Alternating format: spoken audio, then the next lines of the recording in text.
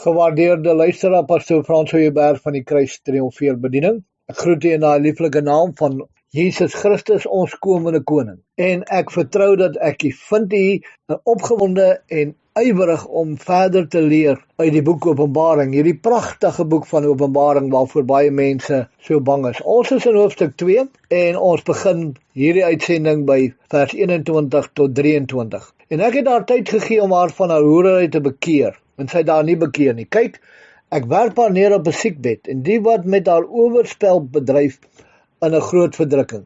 As hulle nie van hulle werke bekeer nie, en haar kinders sal ek sekerlik doodmaak, en al die gemeente sal weet dat dit ek is, wat niere en harte deursoek, en ek sal aan elkeen van julle gee volgens sy werke, en ek sê vir julle en die ander wat in Thyatira is, almal wat hierdie leer nie het nie, en die wat die dieptes van die Satan, soos hulle dit noem, nie leer ken het nie, ek sal op julle geen ander las lê nie. Die Here het lank geduld met haar gehad, hierdie Jezebel. Maar al daardie geduld het die volharding van haar boosheid net nog duideliker blootgelê. Daar is nie net blindheid en onkunde nie, maar ook 'n gewilligheid om teen God op te tree. En dit is wat ons baie sterk ervaar, en soos iemand genoem het, die alfabet mense, LQUBT something, ek weet nie wat hulle probeer sê nie, die homoseksuals, die lesbien, die transgender, daai groep mense, leef totaal in onkunde, maar nie net onkunde en blindheid nie, maar in totale arrogansie. Ons is so naby aan die einde, dat die evangelie en die krag van God openlik uitgedag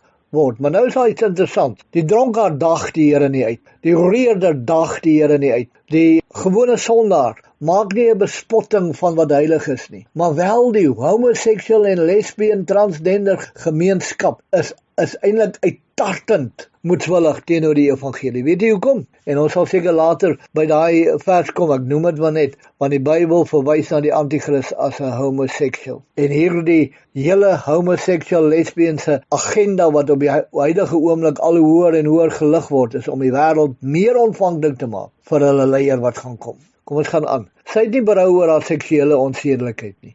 Sy wil nie die wêreld verlaat nie. Om gesag uit te oefen, voel te goed. Omdat sy haar nie wil bekeer nie, word die oordeel tot haar uitgespreek en dit sal haar onvermydelik tref. Die bed as 'n simbool van haar seksuele onsedelikheid en plesier sal deur God verander word in 'n simbool van siekte en pyn. Dat God haar in 'n siekbed gooi, beteken in werklikheid dat hy haar aan haar korrupte weë oorgee. Die oordeel van God kom egter nie net oor die Romeinse kerk, en dit is waarna verwys word in hierdie gedeelte. Dit kom ook oor diegene wat met haar egbreek pleeg. Dit het betrekking op alle kerke wat kombineer met haar ekonomiese strewe. Ook verskeie protestante kerke wil deel in die invloed van die politiek van die wêreld en streef daarom 'n benadering tot die Romeinse kerk na. In die World of 5 is daar 'n hele paar mense, onder andere Kenneth Copeland, wat hand om die lyf loop met die paus en sê, paus, dis werklik die naaste aan Jesus wat ons op hierdie aarde sal kry. Kenneth Copeland het dit gesê, nie ek nie. Die kerkstelsel wat dan sal ontstaan, word Babylon die Grote genoem en sal deur God geoordeel word. Vir diegene wat egter by haar aangesluit het, sonder dat hulle geag word om aan hulle te behoort, blyk daar steeds 'n geleentheid te wees om van haar dade te bekeer. Die kinders van Jezebel is die ongelowiges wat aan die stelsel deelneem en wat gesamentlik verantwoordelik is vir dit. Dit is die geesverwante, mense wie se geestelike moeder Jezebel is. Hulle sal deur die Here doodgemaak word. Elke lewe sal deur hom weggeneem word. Deur hierdie oordeel sal alle ander kerke, dis die res van die Christendom, weet dat dit van God kom en dat hy met volmaakte kennis optree. Hulle het dalk gevoel dat hulle aangetrokke was deur haar leerstelling, maar as gevolg van die dood wat die Here aan haar veroorsaak het, sal hulle verstaan dat korrup was. Die oordeel van die Here sal deur hom uitgeoefen word tot die mate van die verantwoordelikheid wat elke klas gehad het wat aan Thyatira behoort het. Dit geld vir die engel, vir Jezebel, vir haar kinders, vir diegene wat met Jezebel egbreek gepleeg het. Nou spreek die Here die oorblyfsel in Thyatira aan. As kenmerke noem hy dat hulle nie die valse leerstellings van die Romeinse kerk aanvaar het nie, en dat hulle nie betrokke was by die diep dinge van Satan nie, wat verwys na die okkultisme van daardie kerk. Die Here sal geen ander laste op hulle plaas nie. Hy sê nog nie hier dat hulle daardie plek moet verlaat nie. In Sardes sal hy hulle daardie geleentheid gee. In die eindtyd waarin ons leef, klink die oproep, Openbaring 18 vers 4, gaan uit haar uit, my volk, sodat julle nie aan haar sondes deelneem en van haar pla ontvang nie. Vers 24, Openbaring 2 vers 24, ek sê vir julle en die ander wat in Thyatira is, almal wat hierdie leer nie het nie, en die wat die dieptes van Satan, soos hulle dit doen, nie leer ken het nie, ek sal op julle geen ander las lê nie. Ek het daai gedeelte net nou gelees saam met, waarmee ons begin het, 21 tot 23, maar ek moes dit net weer herhaal. Die apostel verskuif nou die klem van die groter kerk na die kleiner groepie wat die leerstelling van Jesebel weerstaan het.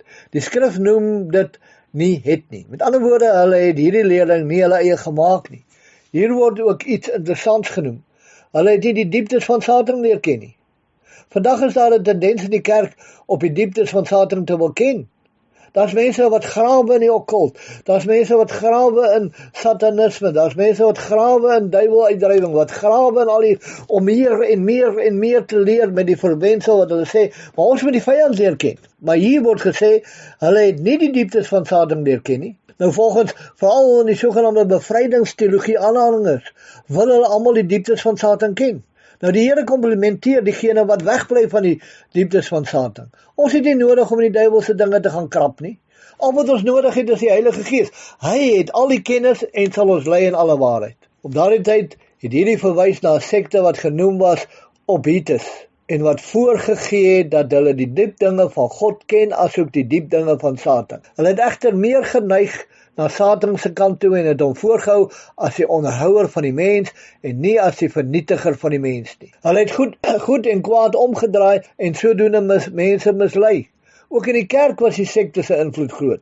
Ons het vandag nie meer daai probleme in die rigting van sektes nie, maar het dit wel in die middel van die kerk in die vorm van misleide lede. Hierdie omdraai en omswaai kom almal deur die nuwe apostoliese reformasies, die valse apostels en profete. Nou hierdie vers sluit die volgende woorde in: ek sal op julle geen ander las lê nie. Dis nie duidelik na watter las hier verwys word nie.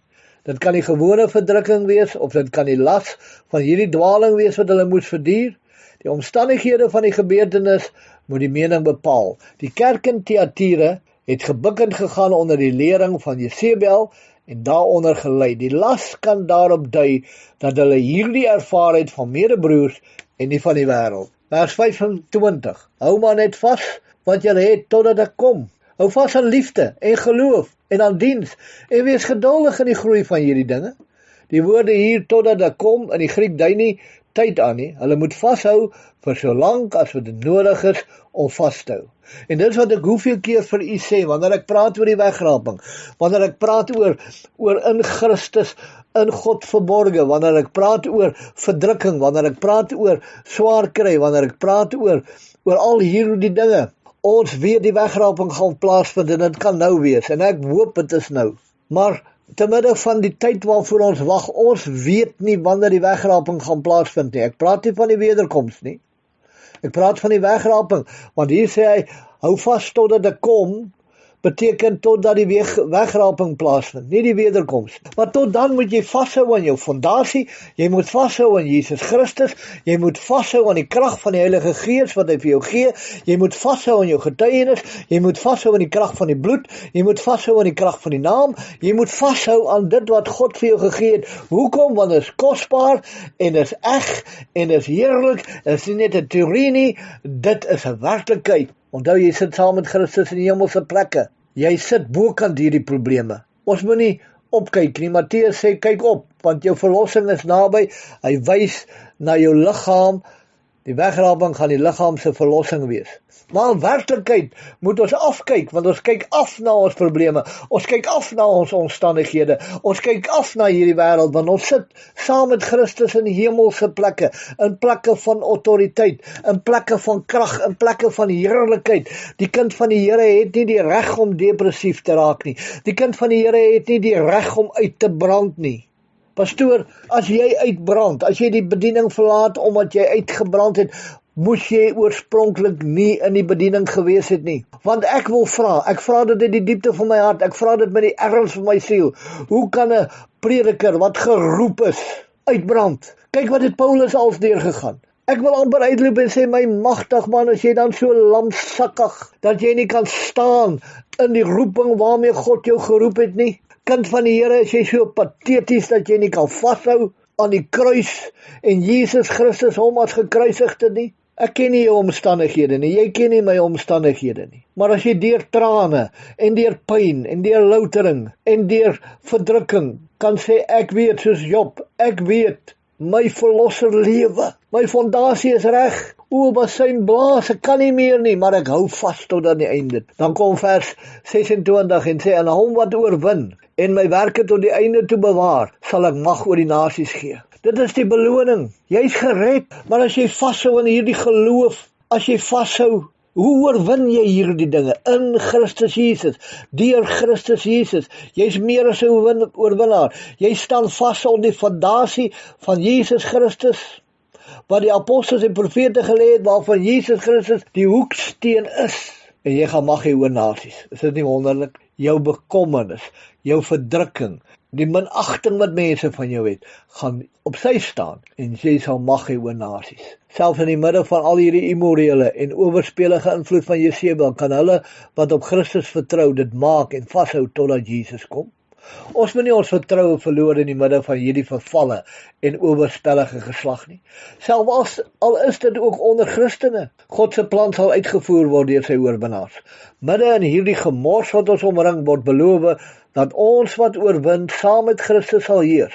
Ons sal deel hê aan sy koninkryk. Jesus verwys hier na sy werke en nie na die van enige ander leraar nie. Daar moet die eenvoudige en absolute lojaliteit teenoor Christus wees. Christus gee absolute krag om te oorwin aan almal wat in hom glo. Nou wil ek vir jou sê, dit gaan ook wys na nasies in die 1000 jaar van vrede waaroor jy die mag gaan hê. Maar ons is gered omdat ons glo. Ons bly gered omdat ons glo. Ons oorwin omdat ons glo. Ons gaan in sy heerlikheid omdat ons glo. Moenie jou geloof verloor nie. Jou geloof is kosbaarder as goud. Moenie jou geloof verloor nie. Vers 27. En hy sal hulle regeer met 'n ysterstaf, soos erdegoed word hulle verbrysel, net soos ek ook van my Vader ontvang het. In hierdie vers lyk dit asof die Here sonder enige liefde of simpatie gaan regeer. En moontlik gaan hy, want hy het vir ons meer as 2000 jaar in liefde, genade tydperk gegee, en hy het aan die kruis sy absolute liefde vir die mens gegee. En as hulle dit verwerp, hoe kan hy anders optree? In die oorspronklike Grieks kan dit ook verwys na regeer soos 'n herder. Sy regering oor die nasies gaan baie sterk wees, maar tog ook uit liefde. God verloor nooit sy liefde nie. Maar dit gaan 'n anderste tipe liefde wees as die in die genadetydperk. Vers 28. En ek sal hom die môre ster gee. Christus offer die oorwinnaars die grootste beloning wat daar is, homself. Hy is die môre ster. Vers 29. Wie 'n oor het, laat hom hoor wat die Gees aan die gemeente sê. Die boodskap aan Thyatira sluit af met 'n oproep aan die individu wat 'n oor het om te hoor en inderdaad om te hoor wat die Gees vir die kerke sê. In hierdie geval het dit ekstra betekenis, want dit is totaal in kontras met wat die Romeinse kerk sê. Hoor wat die kerk sê. Hier verskyn hierdie oproep vir die eerste keer na die belofte aan die een wat oorwin. In die vorige kerke is elke kerk as 'n geheel geroep. Nou is hierdie oproep slegs gerig aan diegene in daai kerk wat oorwin. Hulle hoor die stem van die Gees na die kerke. Die hele Christendom kan nie meer berou hê nie. Die Gees praat steeds met die kerke, maar net van 'n getroue oorblyfsel, nie van die geheel nie, maar die getroue oorblyfsel van hulle word verwag dat hulle sal hoor. Nou is ons by hoofstuk 3 en soos ek gesê het, ek gaan nie hierdie hoofstukke opdeel in aparte uitsendings nie. Ons gaan deur die woord hardloop soos wat die Heilige Gees ons lei. En ons gaan nou na, want Johannes het nie hierdie boek geskryf in hoofstuk 1, hoofstuk 2, hoofstuk 3, vers 1, vers 2, vers 3. Dis maar net vir ons gerief wat dit so is. So kom ons begin hoofstuk 3 vers 1. En skryf aan die engel van die gemeente in Sardes. Dit sê hy wat die 7 geeste van God en die 7 sterre het. Ek ken jou werke, dat jy die naam het dat jy leef en jy is dood. Mensdom, ek wil vir u sê, kind van die Here, ek hoop nie dat enige van ons ooit so 'n brief van die Here moet kry nie. Daar kom baie maklik gestaan het en skryf aan François in Pinksterpark by die strand. Dit sê hy wat die 7 geeste van God en die 7 sterre het. Ek ken jou werke, dat jy die naam het dat jy leef en jy is dood.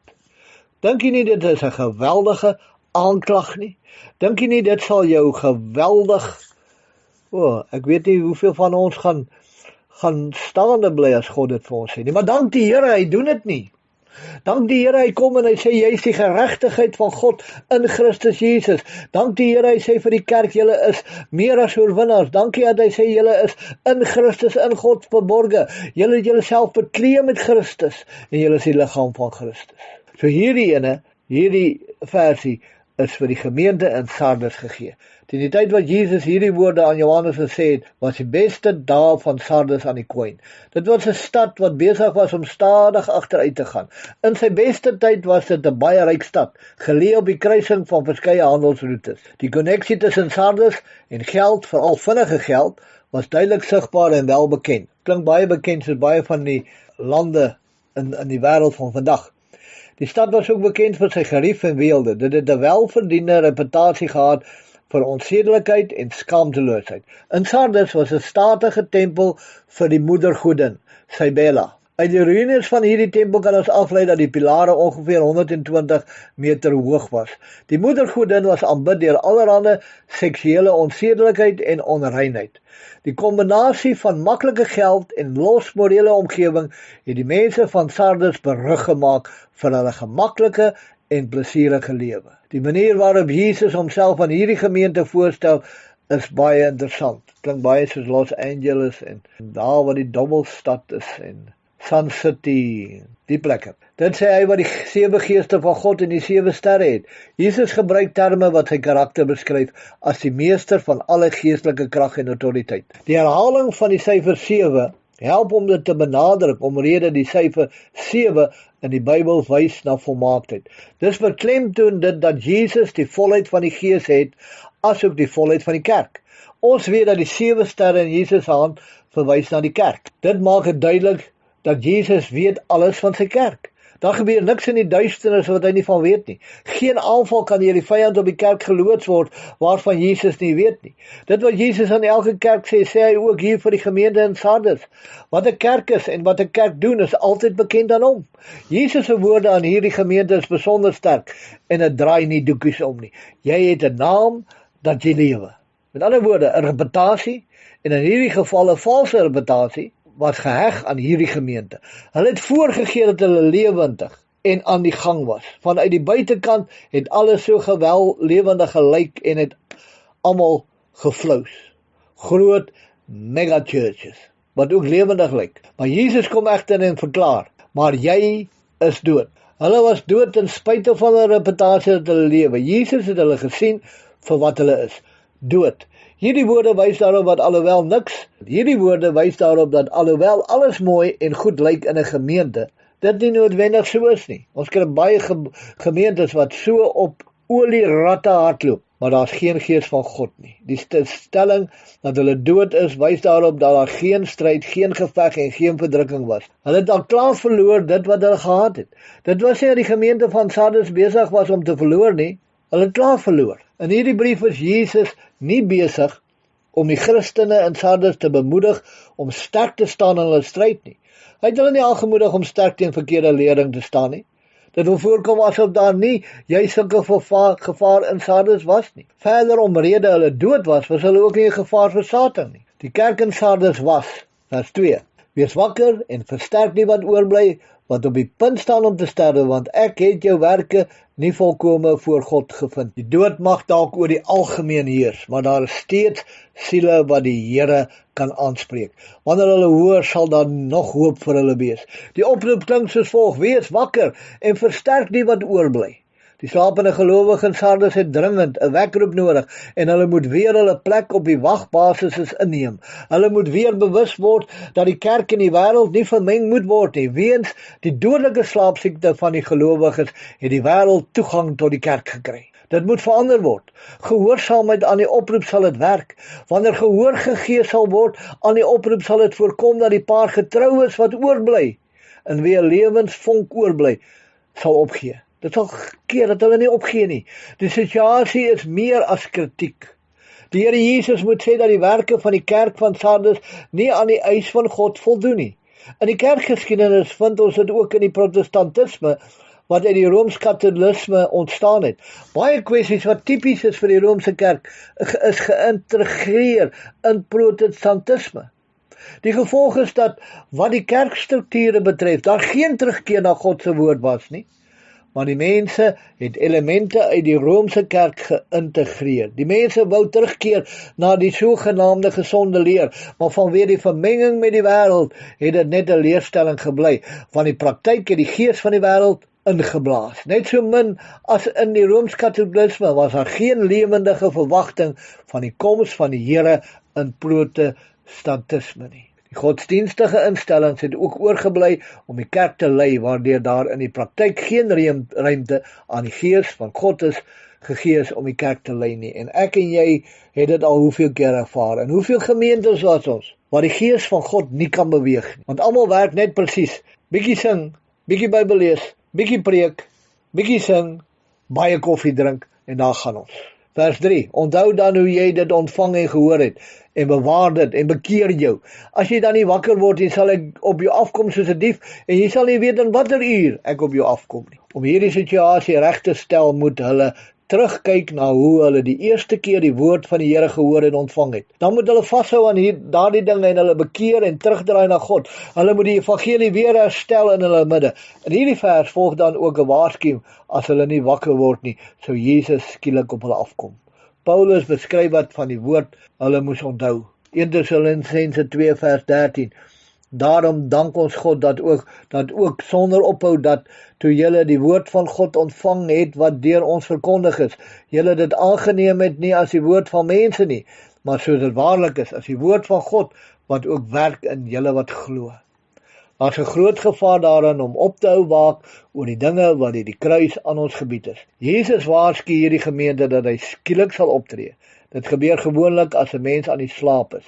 Hierdie waarskuwing was vir daardie gemeente, maar ook vir hulle wat aan die einde van die tyd hier sou wees. As ons nie waak en bid nie, kan ons die wegraping mis. Hy kom vir diegene wat hom verwag.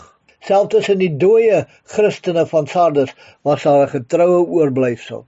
In Pergamus en Thyatira was daar 'n aantal slegtes tussen die goeies, maar in Sardes was daar 'n paar goeies onder die slegtes.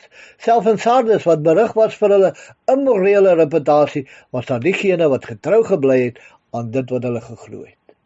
Vers 4.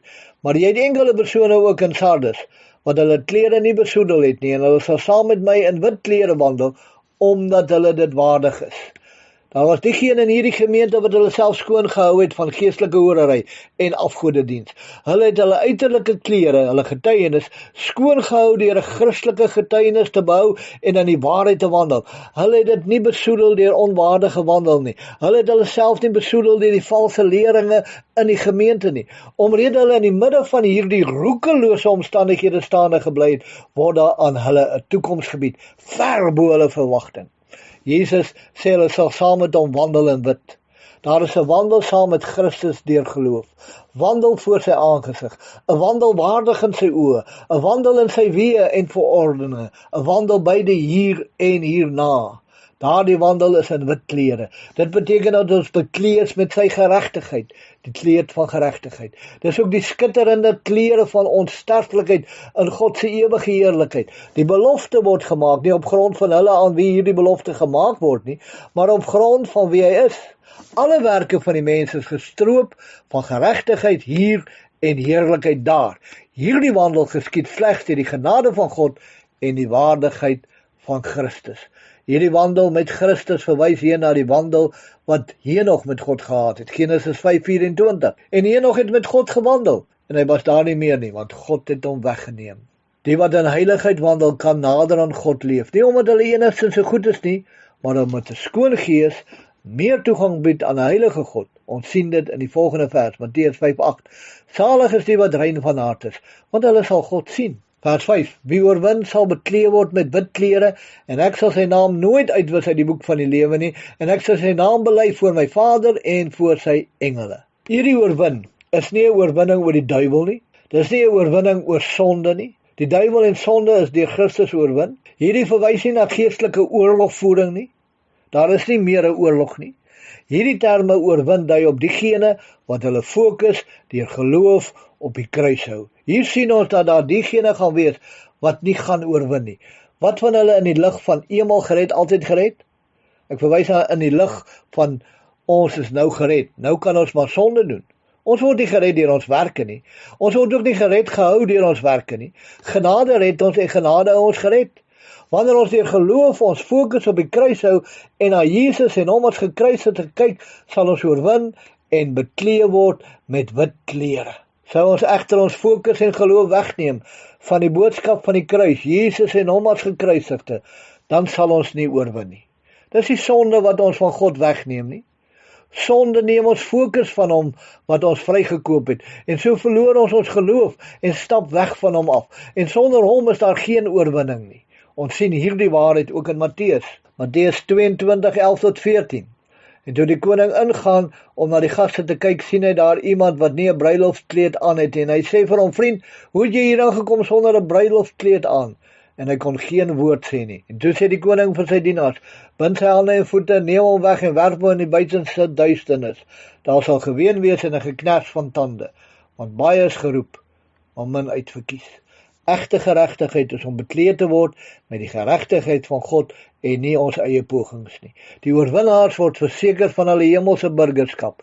In die antieke wêreld, die dood of 'n kriminele daad kon die naam van die burger uitwis uit die register van die lewende inwoners van die land. Omrede Jesus noem dat name uit die boek van die lewe uitgewis kan word, neem mense aan dat almal se name in die boek is, en wanneer hulle nie vir Jesus wil aanneem nie, dan word hulle name uitgewis uit die boek van die lewe. Ons moet egter nie dit sien as 'n inskryf en dan weer 'n uitvee en dan weer 'n inskryf en dan weer 'n uitvee nie. Wees net verseker dat die feit dat ons name in die boek is, nie verseker dat ons hemel toe gaan ongeag wat. Ons versekering lê in die fokus van ons geloof op die kruis van Christus as ons redding. Ek het dit nou gesê terwyl ek die wegraping gepreek het, en ek het dit gepreek met die evangelie volgens Paulus. Ek wil net vir u sê, almal hoor daai ook wat op hierdie groep is. Dit mag miskien hier en daar voorkom dat ek glo en eenmal gered, altyd gered. Jy kan maar in sonde lewe soos jy wil, dis nie waar nie. As jy gered is en jy is wedergebore, dan leef jy nie in sonde nie. En as jy aanhou in sonde leef, was jy nie wedergebore nie. Maar wanneer jy as kind van God wat waaragtig wedergebore is, jy is deur geloof gered. Jy word gered gehou deur geloof. Maar dis die geloof wat jou hou, dis die geloof wat jou deurdra. En as jy daai geloof nie het nie, kan jou naam uit die boek van die lewe verwyder word. Nie maklik nie. Nie sommer net, ek het nou gevloek en nou is my naam weg, en nou bely ek en nou is my naam weer ingeskryf, en nou verloor ek my humeur en nou is my naam Nee. Dit is 'n proses wat gaan plaasvind. Jy wegstap van Christus af, dan gaan jy een of ander tyd op 'n plek kom waar jy absoluut buite die bereik van die Heilige Gees kan beweeg en jou geloof totaal verloor. Daaroor sê ek, behou die geloof. Behou die geloof. Jou verlosser is waaragtig, jy kan dit nie verloor nie. Niemand kan dit by jou steel nie, jy kan dit nie verloor nie, want jy hou jou oog met geloof op jou erfenis. As jy daai geloof verloor, dan is jy in God se hande. En dan besluit ek nie, dan besluit God. Ons versekering lê in die fokus van ons geloof op die kruis van Christus as ons redding. Jesus beloof, die wat oorwin, dat hy hulle sal bely voor die Vader. Dink net daaraan, Jesus bely ons voor die Vader. Ongelooflike bemoediging. Vers 6, wie 'n oor het, laat hom hoor wat die Gees aan die gemeente sê. Ook hier kan die oproep aan die individuele gelowige om te hoor wat die Gees vir die kerke sê, nie tot die geheel gerig word nie. Ons het gesien dat die geheel dood is, maar ook dat daar 'n oproep is om waaksaam te wees en dat daar diegene is wat bly. Daarom volg die oproep, hy wat 'n oor het, na die belofte aan oorwinnaars. Wanneer daar iemand onder hulle is wat 'n oor het, sal hy beslis die boodskap te harte neem en dan die beloning vir die oorwinning ontvang. Ek weet dat jy wat na my luister, wat glo in die kruis van Jesus Christus, jy het niks gedoen om dit te kry nie, jy bly gered, daar's niks wat jy kan doen om gered te bly nie. Geloof is die enigste ding wat jy doen sonder dat jy enigiets doen. Geloof is nie 'n werk nie. Geloof is 'n aanvaarding. Maar as ons dit nie meer aanvaar nie en ons gooi dit weg, dan beland ons in die hande van 'n lewende God. Baie dankie Here dat ons weet dat diegene wat na my stem luister, werklik waar die liefde van Christus het en weet dat die wegraping kan plaasvind en dat ons moet vashou. En Here, help hulle wat 'n oor het om te hoor, 'n geestelike oor om te hoor wat hierdie predikertjie sê, hierdie boodskapdraertjie sê, is word wakker. Hou vas, moenie uitval nie. In Jesus naam, amen. Gewaardeerde luisteraar, ons sal aangaan met hoofstuk 3, vers 7. met ons volgende uitsending. Al wat oorbly is om te sê, wandel waardig die roeping waarmee God jou geroep het, en Maranatha, Jesus kom weer, baie beslis, dit kan nie gestop word nie. Maar as hy vertoef om te kom, mag die Here met u wees tot ons weer gesels in Jesus naam. Amen.